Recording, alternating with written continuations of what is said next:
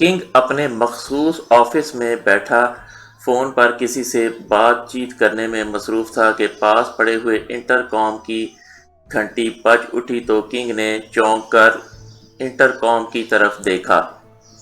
ایک minute hold کرو، اس نے فون پر کہا اور دوسرے ہاتھ سے انٹر کام کا ریسیور اٹھا لیا۔ یس، کنگ نے گھراتے ہوئے لہجے میں کہا۔ باس، ایک کافرستانی پرنس اپنے 2 باڈی گارڈ اور سیکریٹری کے ہمراہ کلب آیا ہے اور وہ آپ سے ملاقات کرنا چاہتا ہے۔ اس کے بقول اس نے کافرستان میں لاکھوں ڈالرز کے کسی اہم کام کے سلسلے میں آپ سے بات کرنی ہے۔ دوسری طرف سے اس کے نائب نے انتہائی مؤدبانہ لہجے میں کہا۔ کافرستانی پرنس، او اچھا، ٹھیک ہے، انہیں اسپیشل آفس میں بٹھاؤ، میں فارغ ہو کر وہاں پہنچ جاؤں گا، کنگ نے کہا، اور انٹر کام کا ریسیور رکھ کر اس نے دوبارہ فون پر بات چیت شروع کر دی۔ اور پھر ریسیور رکھ کر اس نے میز کے کنارے پر لگے ہوئے مختلف رنگوں کے بٹنوں میں سے ایک بٹن پریس کر دیا تو سامنے دیوار پر چٹ کی آواز کے ساتھ ہی ایک سکرین روشن ہو گئی۔ سکرین پر ایک کمرے کا منظر ابھر آیا اور کنگ اس منظر کو دیکھ کر چونک پڑا، کیونکہ منظر میں ایک ایشیائی نوجوان صوفے پر بڑے باوقار انداز میں بیٹھا ہوا تھا، جبکہ اس کے عقب میں 2 دیو ہیکل حبشی بڑے مؤدبانہ انداز میں کھڑے تھے، اور صوفے کی سائیڈ پر ایک اور ایشیائی نوجوان بڑے مؤدبانہ انداز میں سر جھکائے کھڑا تھا۔ اس نے اپنے دونوں بازو سینے پر باندھے ہوئے تھے۔ کنگ نے ایک اور بٹن دبایا تو آوازیں بھی سنائی دینے لگیں۔ مجبوری ہے سیکریٹری، ہمیں کنگ کا انتظار کرنا ہی پڑے گا، کیونکہ یہ اہم کام کنگ کے سوا کوئی اور نہیں کر سکتا، ورنہ تم جانتے ہو کہ ہمیں کسی کا انتظار کرنے کی عادت ہی نہیں ہے۔ اس صوفے پر بیٹھے ہوئے نوجوان نے بڑے باوقار سے لہجے میں کہا۔ یس پرنس، محترم کھڑے ہوئے نوجوان نے جواب دیا۔ تم نے ہم سے پوچھا تھا کہ اس اہم کام کے لیے آخر ہم یہاں مصر آئے اور کنگ کا انتخاب کیوں کیا ہے، جبکہ دنیا میں اور بھی بے شمار ایسے لوگ موجود ہیں جو ہمارا یہ کام کر سکتے ہیں، تو ہم تمہیں بتا دینا چاہتے ہیں سیکریٹری کے پرنس کو بہت دور تک دیکھنا پڑتا ہے۔ کنگ آف ڈھمپ کے تعلقات یورپ اور ایکڈیمیا کے بے شمار لوگوں سے ہیں، اس لیے اگر ہم وہاں جاتے تو ہمارے بارے میں لمحہ لمحہ کی خبریں کنگ آف ڈھمپ تک پہنچتی رہتی، جبکہ یہاں مصر میں ان کے تعلقات نہیں ہیں، اس لیے یہاں سے انہیں ہمارے بارے میں کوئی اطلاع نہیں ملے گی۔ اور پھر کنگ کے بارے میں بتایا گیا ہے کہ وہ انتہائی اصول پسند آدمی ہے، اور ہمیں اس اہم کام کے لیے ایسے ہی اصول پسند آدمی کی ضرورت ہے۔ دولت کی ہمیں پرواہ نہیں ہے، ہمیں صرف اصول چاہیے، اصول، صوفے پر بیٹھے ہوئے پرنس نے کہا۔ یس پرنس، سیکریٹری نے ایک بار پھر پہلے کی طرح انتہائی مؤدبانہ لہجے میں کہا، جبکہ پرنس کے باڈی گارڈز پتھروں کی طرح بے حس و حرکت اور خاموش کھڑے ہوئے تھے۔ کنگ نے ایک طویل سانس لیتے ہوئے بٹن آف کیے اور اس کے ساتھ ہی سکرین تاریک ہو گئی۔ کنگ نے انٹر کام کا ریسیور اٹھایا اور 2 نمبر پریس کر دیے۔ یس باس، دوسری طرف سے اس کے پرسنل سیکریٹری کی مؤدبانہ آواز سنائی دی۔ راجر سے میری بات کراؤ، ریڈ فلیگ کا راجر، کنگ نے تیز لہجے میں کہا اور ریسیور رکھ دیا۔ اچانک اسے ایک خیال آیا تو اس نے ایک بار پھر انٹر کام کا ریسیور اٹھایا اور تیزی سے یکے بعد دیگرے کئی بٹن پریس کر دیے۔ یس باس، اس کے نائب کی آواز سنائی دی، جس نے اسے پرنس کی آمد کی اطلاع دی تھی۔ جیگر، اسپیشل آفس میں بے ہوش کر دینے والی گیس فائر کرا دو اور پھر ان لوگوں کو وہاں سے اٹھوا کر 0 روم میں لے جاؤ اور انہیں زنجیروں سے جکڑ دو، کنگ نے تیز لہجے میں کہا۔ یس باس، دوسری طرف سے کہا گیا تو کنگ نے ریسیور رکھا ہی تھا کہ فون کی گھنٹی بج اٹھی اور کنگ نے فون کا ریسیور اٹھا لیا۔ یس، کنگ نے کہا۔ راجر لائن پر ہے جناب، دوسری طرف سے اس کے پرسنل سیکریٹری کی मोतबाना आवाज़ सुनाई दी। हेलो रॉजर, मैं किंग बोल रहा हूँ, किंग ने तेज़ लहजे में कहा। यस सर, मैं रॉजर बोल रहा हूँ जनाब, रॉजर की इंतहाई मोतबाना आवाज़ सुनाई दी। रॉजर, तुमने इतला दी थी कि वो एशियाई जो पाकेशिया से कोठी पर आ रहे थे वो अब नहीं आ रहे, किंग ने कहा। यस सर, रॉजर के लहजे में हैरत थी। लेकिन वो लोग आ चुके हैं और इस वक्त मेरे क्लब में मौजूद हैं, किंग ने कहा। ये कैसे मुमकिन है जनाब? उन्होंने अफंदी को फ़ोन कॉल पर कहा था कि उनका मिशन कैंसिल हो चुका है और उस कॉल की टेप मैंने भी सुनी थी और बॉस विल्सन ने भी। क्या आप उन्हें पहचानते हैं? रॉजर ने हैरत भरे लहजे में कहा। तुम्हारे बॉस ने मुझे उसका नाम अली इमरान उर्फ प्रिंस ऑफ थंब बताया था और अब जो लोग आए हैं उनमें से एक अपने आप को प्रिंस ऑफ थंब कह रहा है और इसी बात की वजह से मैं चौंका और मुझे याद आ गया था। बहरहाल वो मेरी तहवील में हैं। तुम अपने बॉस विल्सन को फ़ोन करके ये बात बता दो और उसे कहो कि वो मुझसे फ़ौरन खुद फ़ोन पर बात करे ताकि मैं उनके बारे में कोई फैसला कर सकूं, किंग ने कहा। यस सर, रॉजर ने कहा तो किंग ने रिसीवर रख दिया। फिर उसने अपने नायब जैगर से रिपोर्ट ली तो जैगर ने उसे बताया कि उसके हुक्म की तामील हो चुकी है और ये चारों अफराद बेहोशी के आलम में ज़ीरो रूम में जंजीरों में जकड़े हुए मौजूद हैं। जब तक मैं हुक्म ना दूं उन्हें होश में नहीं आना चाहिए, किंग ने कहा और रिसीवर रख दिया। फिर तकरीबन 15 मिनट बाद फ़ोन की घंटी बज उठी तो उसने रिसीवर उठा लिया। यस, किंग ने कहा। रेड फ्लैग का विल्सन आपसे बात करना चाहता है बॉस। दूसरी तरफ से उसके पर्सनल सेक्रेटरी की इंतहाई मोतबाना आवाज़ सुनाई दी। कराओ बात, किंग ने तेज़ लहजे में कहा। हेलो, विल्सन बोल रहा हूँ। चंद लम्हों की खामोशी के बाद विल्सन की आवाज़ सुनाई दी। किंग बोल रहा हूँ विल्सन।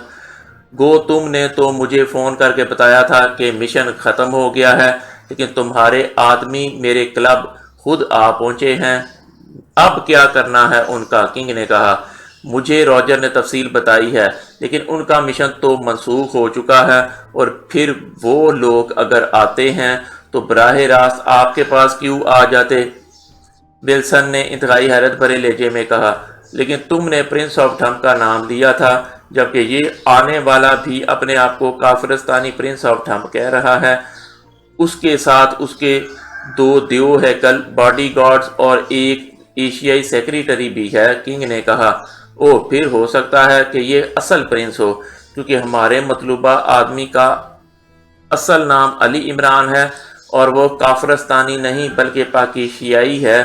वो अपने आप को प्रिंस ऑफ थंब कहलवाता है, हालांकि वो असल प्रिंस नहीं है, विल्सन ने कहा। तुम्हारा मतलब है कि ये तुम्हारे मतलूबा आदमी नहीं हैं, किंग ने मुंह बनाते हुए कहा। हो भी सकते हैं और नहीं भी, मैं क्या कह सकता हूँ, क्योंकि ना मैं उनके हुलिये जानता हूँ और ना ही पहले मेरी कभी उनसे मुलाकात हुई है। और वैसे भी अगर ये वो लोग हैं तो ये इंतहाई तरबियत याफ्ता और मेकअप के माहिर हैं, इसलिए हो सकता है कि उन्होंने हुलिया बदल लिया हो, विल्सन ने गड़बड़ाए हुए लहजे में कहा। ठीक है, मेरे उसूलों का तकाजा है कि मैं तुम्हें इतला दे दूं और अगर ये तुम्हारे मतलूबा आदमी हैं तो मैं उन्हें हलाक कर दूंगा और अगर ना हुए तो फिर मैं देखूंगा कि उनके साथ क्या सलूक होना चाहिए, किंग ने कहा और रिसीवर रखकर वो उठ खड़ा हुआ ताकि ज़ीरो रूम पहुंच सके। इमरान की आंखें खुलीं तो चंद लम्हों तक उसकी आंखों में धुंध छाई रही, लेकिन फिर आहिस्ता आहिस्ता उसका शऊर बेदार हो गया और वो ये देखकर चौंक पड़ा कि वो जंजीरों में जकड़ा हुआ एक दीवार के साथ खड़ा हुआ था। उसने गर्दन घुमाई तो उसके साथी भी उसके साथ ही उसी अंदाज में जकड़े हुए मौजूद थे और एक आदमी सबसे आखिर में मौजूद जवाना के बाजू में इंजेक्शन लगा रहा था। इमरान के साथ टाइगर जंजीरों में जकड़ा हुआ था, उसके साथ जोसेफ और सबसे आखिर में जवाना था। عمران نے اپنا سر اٹھا کر دیکھا تو کچھ بلندی پر ایک فولادی کنڈے میں فولادی کڑا تھا، جس میں سے فولادی زنجیر نکل کر اس کے جسم کے گرد لپٹ کر فرش میں اس کے پیروں کے قریب موجود فولادی کڑے میں جا کر ختم ہو جاتی تھی۔ یہ زنجیر اس قدر سخت تھی کہ عمران کا جسم معمولی سی حرکت بھی نہ کر سکتا تھا، البتہ اس کے دونوں بازو آزاد تھے۔ زنجیر صرف جسم کے گرد لپٹی ہوئی تھی اور اس کے ساتھیوں کو بھی اسی انداز میں باندھا گیا تھا۔ اسی لمحے انجیکشن لگانے والا مڑا۔ کیا ہم کنگ کی قید میں ہیں؟ عمران نے اس آدمی سے مخاطب ہو کر کہا۔ تمہیں اتنی جلدی ہوش کیسے آ گیا؟ انجیکشن کا اثر تو 10 منٹ بعد ہوتا ہے، اس آدمی نے حیرت بھرے لہجے میں کہا۔ مجھے یہ انجیکشن فوری اثر کرتا ہے؟ جو میں نے پوچھا ہے وہ بتاؤ، عمران نے مسکراتے ہوئے کہا۔ ہاں، اس آدمی نے جواب دیا اور پھر تیز تیز قدم اٹھاتا بیرونی دروازے کی طرف بڑھتا چلا گیا۔ اس کے باہر جاتے ہی عمران نے دونوں ہاتھ اٹھائے تو اس کے ہاتھ اس کڑے تک پہنچ گئے جس میں سے زنجیر نکل رہی تھی۔ اسے معلوم تھا کہ اس کڑے میں ضرور کھلنے اور بند ہونے کا بٹن موجود ہوگا۔ اس نے یہ بٹن ٹٹولنا شروع کر دیا اور پھر چند لمحوں بعد اس کی انگلیاں بٹن پر پہنچ کر رک گئیں۔ اس نے ہاتھ نیچے کر لیے۔ ظاہر ہے اب وہ جس وقت چاہتا صرف بٹن دبا کر اس زنجیر سے آزادی حاصل کر سکتا تھا۔ چونکہ اس کے دونوں ہاتھ آزاد تھے اس لیے اس نے اپنی جیبوں کو چیک کیا اور پھر اس کے لبوں پر مسکراہٹ دوڑ گئی کیونکہ جیبوں سے کچھ نہ نکالا گیا تھا۔ باس، یہ کیا ہے؟ ہم کہاں ہیں؟ ٹائیگر نے ہوش میں آتے ہی حیرت بھرے لہجے میں کہا۔ کنگ کی تحویل میں، عمران نے مسکراتے ہوئے کہا اور اس کے ساتھ ہی اس نے جیب میں ہاتھ ڈال کر ایک ڈبیا باہر نکالی اور اس میں سے ایک کیپسول باہر نکال کر مٹھی میں دبا لیا۔ لیکن باس، ٹائیگر نے کچھ کہنا چاہا۔ خاموش رہو، عمران نے کہا تو ٹائیگر نے بے اختیار ہونٹ پھینچ لیے اور پھر جوزف اور جوانا بھی ہوش میں آ گئے۔ ان کو بھی خاموش رہنے کا کہا اور وہ بھی خاموش ہو گئے۔ چند لمحوں بعد دروازہ کھلا اور ایک لمبے قد اور بھاری جسم کا آدمی اندر داخل ہوا۔ اس کے چہرے پر زخموں کے مندمل نشانات موجود تھے اور چہرے پر درشتی جیسے ثبت ہوئی نظر آ رہی تھی۔ تو تم پرنس ہو، پرنس آف ٹھمپ؟ آنے والے نے ان کے سامنے رکھی ہوئی کرسی پر بیٹھتے ہوئے عمران سے مخاطب ہو کر کہا۔ اس کے پیچھے مشین گنوں سے مسلح 2 آدمی بھی اندر آئے تھے جو اس کی کرسی کے عقب میں بڑے چوکنا انداز میں کھڑے ہو گئے تھے۔ تم کنگ ہو؟ عمران نے اس بار انتہائی سنجیدہ لہجے میں کہا۔ ہاں، میں کنگ ہوں اور سنو، میرے پاس اتنا وقت نہیں ہے کہ میں تم سے بات چیت میں ضائع کرتا رہوں۔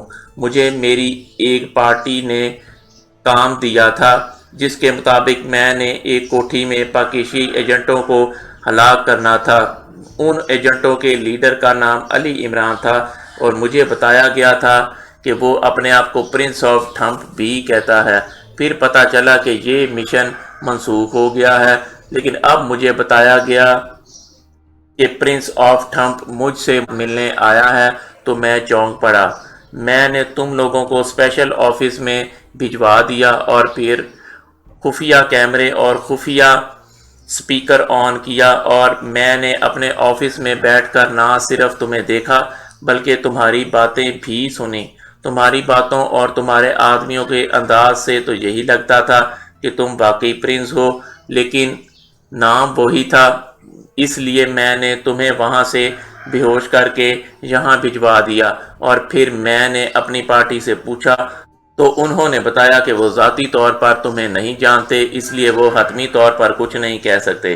اگر وہ کہہ دیتے کہ تم ہی ان کے مطلوبہ آدمی ہو تو تمہیں بے ہوشی کے عالم میں ہی ہلاک کر دیا جاتا، لیکن چونکہ اس نے واضح بات نہیں کی تھی اس لیے میں نے سوچا کہ پہلے تم سے پوچھ گچھ کر لی جائے کہ کیا تم واقعی وہی آدمی ہو یا نہیں، کنگ نے تیز تیز لہجے میں کہا۔ کیا تم اپنی پارٹی کے بارے میں کچھ بتاؤ گے؟ عمران نے سنجیدہ لہجے میں کہا۔ نہیں، یہ اصول کے خلاف ہے، کنگ نے جواب دیا۔ اور اگر ہم کہیں کہ ہم وہ نہیں ہیں تو پھر تم کیا کرو گے؟ عمران نے کہا۔ پھر میں سوچوں گا کہ مجھے کیا کرنا چاہیے، کنگ نے جواب دیتے ہوئے کہا۔ تو پھر سوچ لو تاکہ ہم بھی تمہاری سوچ کے مطابق فیصلہ کر سکیں، عمران نے کہا۔ تو کنگ بے اختیار چونک پڑا۔ کیا مطلب؟ کنگ نے حیرت بھرے لہجے میں کہا۔ ہم تم سے ملاقات چاہتے تھے، تم نے ہمارے ساتھ یہ سلوک کیا، اس کے بعد بھی مطلب پوچھ رہے ہو؟ عمران کا لہجہ یکلخت سخت ہو گیا۔ تم مجھ سے کس لہجے میں بات کر رہے ہو؟ کنگ نے یکلخت غصے سے چیختے ہوئے کہا۔ سوری کنگ، جب میں سانس روک لوں تو پھر میرے گلے سے ایسی ہی آواز نکلتی ہے، عمران نے مسکراتے ہوئے کہا، اور اس کے ساتھ ہی اس نے اپنے ساتھیوں کی طرف دیکھا اور دوسرے لمحے اس نے مٹھی میں موجود کیپسول کو فرش پر مار دیا۔ کیا مطلب یہ کنگ نے جھٹکے سے اٹھتے ہوئے کہا، لیکن اسی لمحے وہ بری طرح لہراتا ہوا پہلے کرسی پر گرا اور پھر کرسی سمیت نیچے فرش پر جا گرا، جبکہ اس کے پیچھے موجود اس کے دونوں مسلح ساتھی بھی لہراتے ہوئے نیچے جا گرے تھے۔ عمران نے سانس روکا ہوا تھا، اس نے اسی حالت میں دونوں ہاتھ اٹھائے اور چند لمحوں بعد اس کے جسم کے گرد موجود زنجیر کھڑکھڑاتی ہوئی اس کے قدموں میں جا گری، اور پھر اس سے پہلے کہ عمران قدم آگے بڑھاتا، کمرہ زنجیروں کی کھڑکھڑاہٹ سے گونج اٹھا اور عمران نے مڑ کر دیکھا تو بے اختیار مسکرا دیا، کیونکہ جوزف اور جوانا دونوں نے بٹن پریس کر کے کھولنے کی بجائے فولادی کنڈا ہی دیوار سے باہر نکال لیا تھا جس میں زنجیر موجود تھی، جبکہ ٹائیگر نے اس کی طرح بٹن پریس کر کے زنجیر کھولی تھی۔ عمران نے آہستہ سے سانس لیا اور پھر جب اس کی ناک سے مخصوص بو نہ ٹکرائی تو اس نے زور زور سے سانس لینا شروع کر دیا، اور ظاہر ہے اس کے ساتھیوں نے بھی اسے سانس لیتے دیکھ کر خود بھی زور زور سے سانس لینا شروع کر دیا تھا۔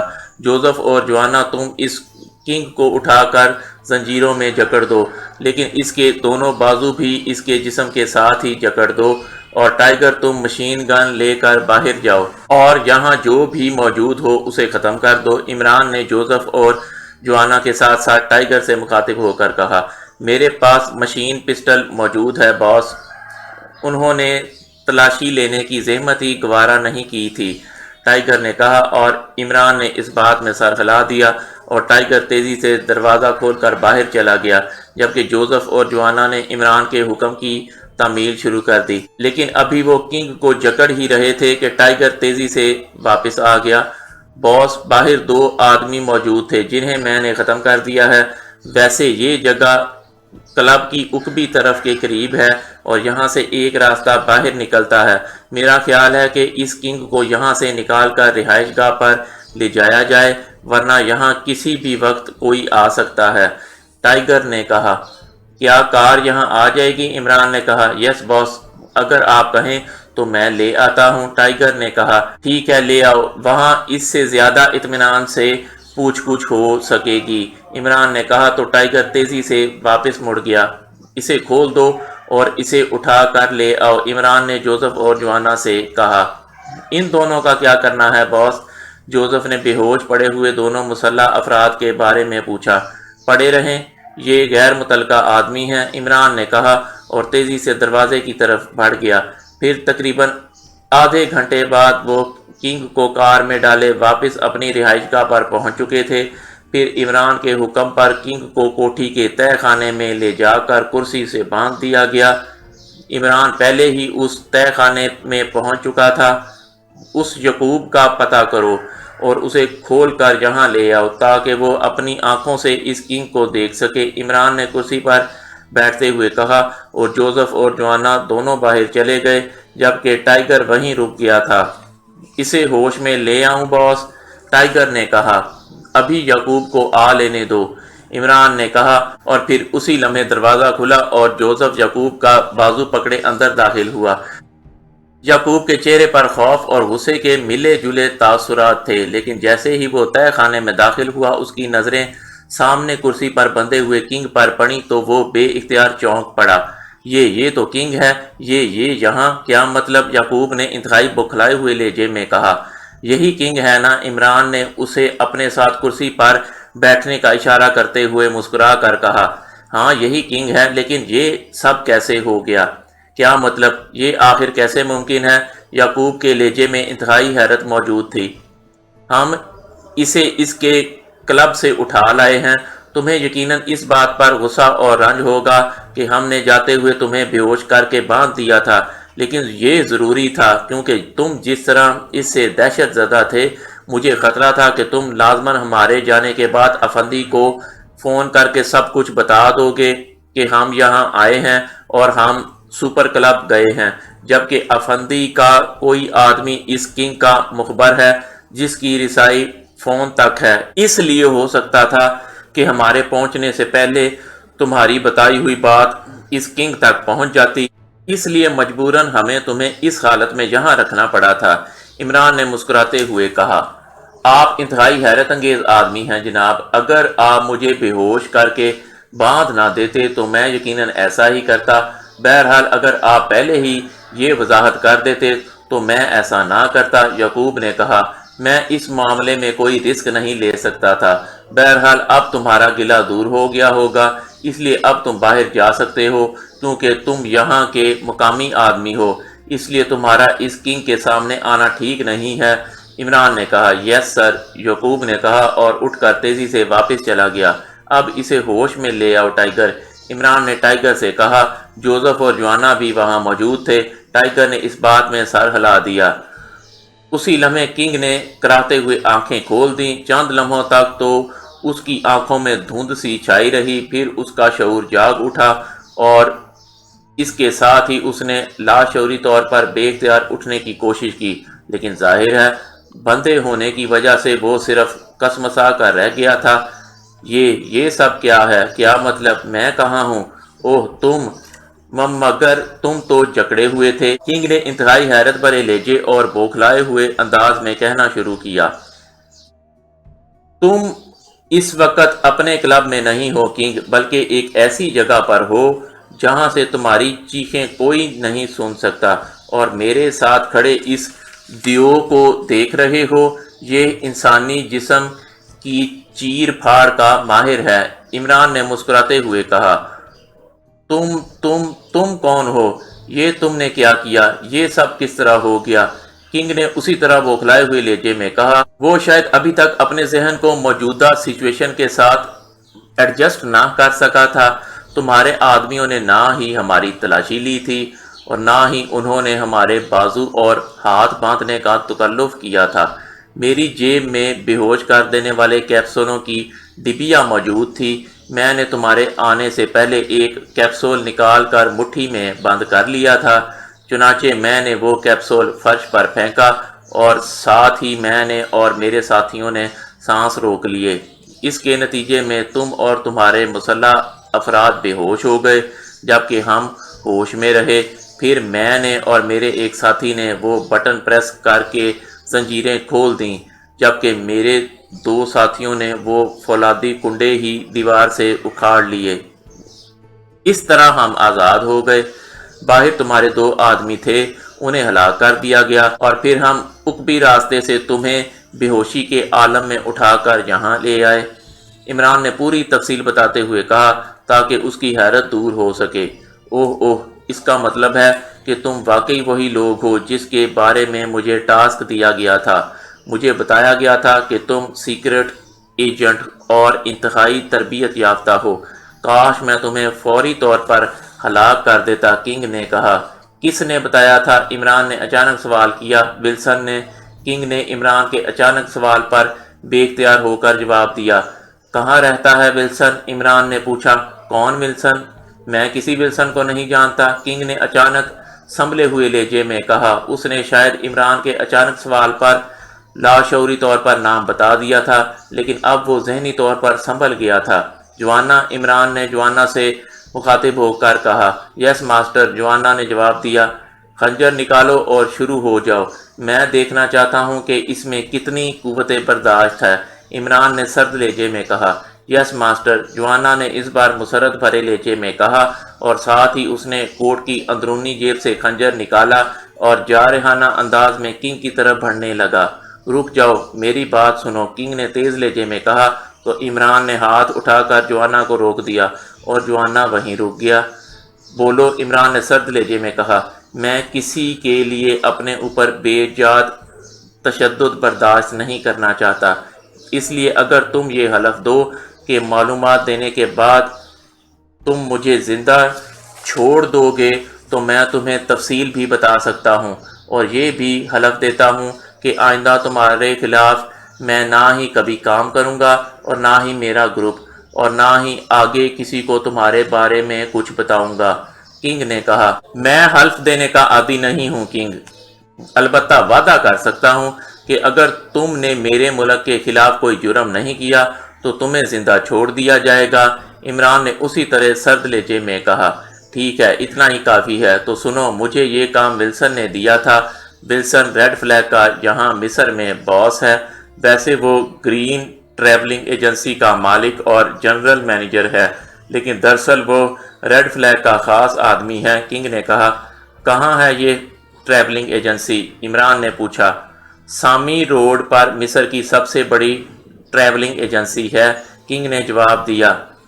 اس کا فون نمبر کیا ہے؟ عمران نے پوچھا۔ مجھے نہیں معلوم، میرا پرسنل سیکریٹری جانتا ہوگا، کنگ نے جواب دیتے ہوئے کہا۔ جوانا، فون یہاں لے آؤ، یہاں اس کا کنیکشن موجود ہے، اور کنگ تم ولسن سے بات کر کے اپنی بتائی ہوئی بات کنفرم کرو گے۔ عمران نے کہا تو جوانا نے خنجر واپس جیب میں رکھا اور مڑ کر تہہ خانے سے باہر چلا گیا، جبکہ کنگ نے اس بات میں سر ہلا دیا۔ کیا ولسن کے علاوہ بھی یہاں کوئی اور آدمی ریڈ فلیگ کے لیے کام کرتا ہے؟ عمران نے پوچھا۔ ہاں، ایک آدمی راجر ہے، وہ ولسن کا نائب ہے، لیکن مجھے اس کے بارے میں تفصیل معلوم نہیں ہے، وہ صرف کبھی کبھی فون کرتا ہے جب ولسن یہاں موجود نہ ہو تو، کنگ نے جواب دیا۔ ریڈ فلیگ کا ہیڈ کوارٹر کہاں ہے اور اس کا اصل ہیڈ کون ہے؟ عمران نے پوچھا۔ مجھے نہیں معلوم، اور نہ میں نے کبھی اس پر توجہ دی ہے، کیونکہ یہ لوگ میرے نقطہ نظر سے گھٹیا کام کرتے ہیں، نوادرا چراتے ہیں اور انہیں بیچتے ہیں، جو میرے نزدیک انتہائی گھٹیا کام ہے، کنگ نے منہ بناتے ہوئے جواب دیا تو عمران بے اختیار مسکرا دیا۔ تھوڑی دیر بعد جوانا واپس آیا تو اس کے ہاتھ میں فون پیس موجود تھا۔ اس نے اس کا پلگ مخصوص ساکٹ میں لگایا اور فون پیس عمران کے سامنے رکھی ہوئی تپائی پر رکھ دیا۔ عمران نے ریسیور اٹھایا اور انکوائری کے نمبر پریس کر دیے۔ یس انکوائری پلیز، رابطہ قائم ہوتے ہی ایک نسوانی آواز سنائی دی۔ گرین ٹریولنگ ایجنسی کا فون نمبر دیں، عمران نے کہا تو دوسری طرف سے فون نمبر بتا دیا گیا۔ عمران نے کریٹل دبایا اور پھر ٹون آنے پر اس نے وہی نمبر پریس کیے جو انکوائری آپریٹر نے بتائے تھے۔ آخر میں اس نے لاؤڈر کا بٹن پریس کر کے فون پیس اور ریسیور ساتھ کھڑے جوانا کو دے دیا۔ جوانا نے ریسیور کنگ کے کان سے لگا دیا۔ گرین ٹریولنگ ایجنسی، رابطہ قائم ہوتے ہی ایک نسوانی آواز سنائی دی۔ سپر کلب سے کنگ بول رہا ہوں، ولسن سے بات کراؤ، کنگ نے انتہائی تحقمانہ لہجے میں کہا۔ سر، وہ تو موجود نہیں ہیں، آپ جنرل مینیجر سے بات کر لیں، دوسری طرف سے انتہائی بوکھلائی ہوئے لہجے میں کہا گیا۔ کراؤ بات، کنگ نے اسی طرح سخت اور تحقمانہ لہجے میں کہا۔ عبدالصمد بول رہا ہوں جناب، جنرل مینیجر۔ چند لمحوں بعد ایک آواز سنائی دی، لہجہ انتہائی مؤدبانہ تھا۔ کنگ بول رہا ہوں، ولسن کہاں ہے؟ کنگ نے کہا، جناب وہ تو کارجر گئے ہوئے ہیں جناب، اور ابھی وہاں سے ان کی واپسی کے بارے میں کچھ معلوم نہیں ہے جناب۔ دوسری طرف سے اسی طرح انتہائی مؤدبانہ لہجے میں جواب دیا گیا۔ اوکے، کنگ نے کہا اور اس انداز میں سر کو جھٹکا دیا جیسے کہہ رہا ہو کہ ریسیور اٹھا لیا جائے۔ جوانا نے ریسیور اٹھا کر کریڈل پر رکھا اور پھر فون پیس عمران کے سامنے رکھ دیا۔ اب اس کے منہ میں رومال ٹھونس دو، عمران نے کہا تو جوانا نے اس بات میں سر ہلایا اور کنگ کی طرف آ گیا۔ کیا مطلب؟ کنگ نے حیرت بھرے لہجے میں کہا، لیکن جوانا نے جیب سے رومال نکالا اور اس کے منہ میں زبردستی ٹھونس دیا۔ عمران نے ریسیور اٹھایا اور تیزی سے نمبر پریس کرنے شروع کر دیے۔ گرین ٹریولنگ ایجنسی، رابطہ قائم ہوتے ہی وہی نسوانی آواز سنائی دی۔ کنگ بول رہا ہوں، جنرل مینیجر عبدالصمد سے بات کراؤ۔ عمران نے اس بار کنگ کی آواز اور لہجے میں کہا تو تو کنگ کے چہرے پر یکلخت انتہائی حیرت کے تاثرات ابھر آئے اور آنکھیں حیرت کی شدت سے پھیل سی گئیں۔ یس سر، دوسری طرف سے کہا گیا۔ عبدالصمد بول رہا ہوں جناب۔ چند لمحوں بعد وہی پہلے والی آواز سنائی دی۔ لہجہ اسی طرح مودبانہ تھا۔ سنو، میں نے ولسن سے انتہائی ضروری بات کرنی ہے، اس لیے اس کا کارجر میں نمبر بتاؤ۔ عمران نے انتہائی سرد اور سخت لہجے میں کہا۔ ظاہر ہے آواز اور لہجہ کنگ کا ہی تھا۔ یس سر، یس سر، نوٹ کریں سر، دوسری طرف سے کہا گیا اور پھر ایک نمبر بتا دیا گیا۔ اوکے، عمران نے کہا اور ایک بار پھر کریڈل دبا کر اس نے ٹون آنے پر انکوائری کے نمبر پریس کر دیے۔ انکوائری پلیز، ایک نسوانی آواز سنائی دی۔ کارجر کا رابطہ نمبر چاہیے، عمران نے اس بار سادہ سے لہجے میں کہا۔ دوسری طرف سے نمبر بتا دیا گیا تو عمران نے کریڈل دبایا اور پھر ٹون آنے پر اس نے تیزی سے نمبر پریس کرنے شروع کر دیے۔ Enquiry please. رابطہ قائم ہوتے ہی ایک نسوانی آواز سنائی دی، لیکن یہ پہلے سے مختلف آواز تھی۔ دارالحکومت سے اسسٹنٹ کمشنر بول رہا ہوں، ایک نمبر نوٹ کرو اور مجھے بتاؤ کہ یہ نمبر کہاں نصب ہے، لیکن سنو، اچھی طرح دیکھ بھال کر کے بتانا، غلطی کی صورت میں تمہاری لاش گٹر میں تیرتی نظر آئے گی۔ عمران نے انتہائی سخت اور شفاف لہجے میں کہا۔ یس سر، یس سر، فرمائیے سر۔ دوسری طرف سے بری طرح بوکھلائی ہوئی سی آواز سنائی دی تو عمران نے وہ نمبر بتا دیا جو جنرل مینیجر عبدالصمد نے بتایا تھا۔ یس سر، ہولڈ آن کرے سر، انکوائری آپریٹر نے کہا۔ Hello sir. تھوڑی دیر بعد وہی نسوانی آواز سنائی دی۔ یس، عمران نے اسی طرح سرد لہجے میں کہا۔ سر، یہ نمبر زیارت روڈ پر ہمانی بلڈنگ میں واقع شنگرانی ٹریولنگ ایجنسی کے مالک آرتھر کا ہے جناب۔ دوسری طرف سے تفصیل بتاتے ہوئے کہا گیا۔ اچھی طرح چیک کیا ہے، عمران نے کہا۔ یس سر، دوسری طرف سے کہا گیا۔ اب یہ کہنے کی ضرورت نہیں ہے کہ it is top secret. Imran کا لہجہ اور زیادہ سرد ہو گیا تھا۔ یس سر، میں سمجھتی ہوں سر، دوسری طرف سے کہا گیا۔ اوکے، عمران نے کہا اور کریڈل دبا کر اس نے ٹون آنے پر وہی نمبر پریس کرنے شروع کر دیے جو جنرل مینیجر عبدالصمد نے بتائے تھے۔ یس، رابطہ قائم ہوتے ہی ایک مردانہ آواز سنائی دی۔ کنگ بول رہا ہوں، سپر کلب سے۔ عمران نے اس بار کنگ کے لہجے اور آواز میں کہا۔